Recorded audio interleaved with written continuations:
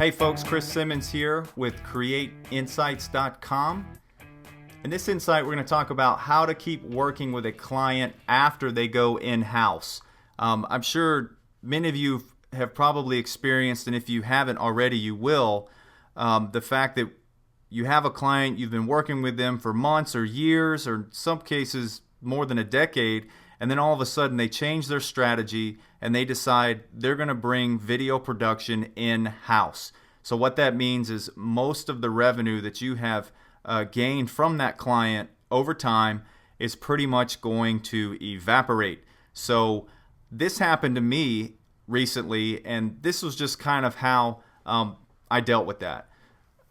I found out from one of my best clients that they are taking a service we've provided to them for years in-house. That's right, with a single phone call, I lost more than $15,000 in yearly income. Ouch. Man, that stings, that hurts bad. 15 G's right there, boom, gone. Because they decided they were going to bring that in-house. Up until then, I was having a pretty good day. The sun was out. I just moved into my new office and I was getting ready to leave for a night out with my beautiful wife, Christy. After thinking it through for a minute, I remembered that one of the reasons they loved working with us is because we'd turn the edit and web-ready files around in less than 48 hours. I then thought to myself, there's no way their internal guys can edit the footage that fast.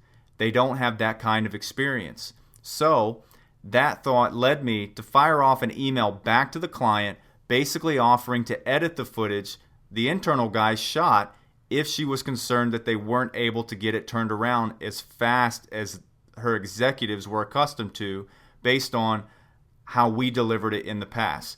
She quickly replied, "Chris, that's a fantastic idea. I was a little concerned about how long it was going to take to get these videos up and running anyway. I'll get back to you soon." So there's a possibility she'll try to move forward with a turnkey in-house solution, but there is also a pretty strong chance that I may have saved at least 2/3 of the business. When a client takes business away from you, quickly figure out what problem they will still face and try to get back with an immediate suggestion that can keep you in the game. It seems like more and more clients are shooting their own footage now, but editing that footage can take weeks or even months if they lack the experience that we all have as professional videographers. By offering to edit their in-house footage, you could save some or most of the business you once had, and they can justify to their superiors that by using internal resources to shoot the footage and an external production company to edit it, they are still saving the company a lot of money. Also, don't forget to make friends with the internal video guys and girls. If they know and like you, they won't feel threatened by your presence. In fact, they'll often recommend that you get hired because a need or a deadline is more than they can handle. I'll tell you a little story about a company that I do business with where before we did almost all of the video production for them. It's a large multinational corporation, and really over the last 2 years they've taken everything that we've done and they've brought it in-house. I mean, we were generating probably $150,000 to $200,000 a year in revenue from this single client. Then they decided to bring it all in-house.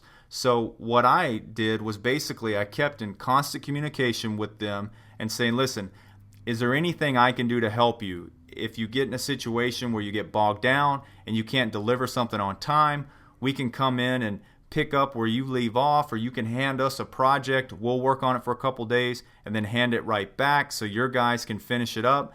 If you guys are shooting somewhere and you need to hire my team to go shoot for you, we'll gladly do that. The whole point was that I was able to salvage a large part of that revenue. I mean, nothing like what it was before, but now we're still generating anywhere from $3,000 to $5,000 a month from this single customer because I offered myself up as a resource to basically say, look, however you need us, whenever you need us, we'll be there, we'll support you. No matter how big or small, we want the business, we want the ability to help you out. And also one thing that I added to the end of that with this particular customer is, look, I know budgets are tight. Let me know what it's going to take to get the business, because I'd rather get the business even at a lesser dollar amount than to not get the business at all. So it's really been a good continuing relationship. And as the economy improves and they get busier internally, that's the more business that they're sending to us because they can't keep up with the demand.